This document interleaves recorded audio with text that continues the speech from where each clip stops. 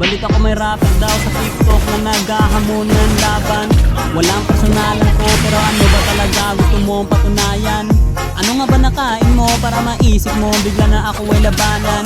Imposible akong talunin lalo na pag rap battle nga ang usapan.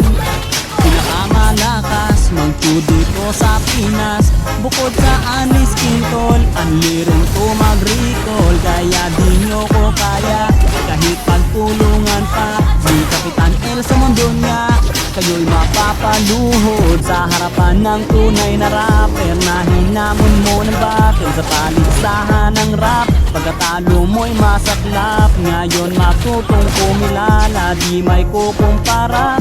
Sarap mong parang misa, ganito mag-rap ang Pinoy. Oy, oy, oy, oy, epat diba?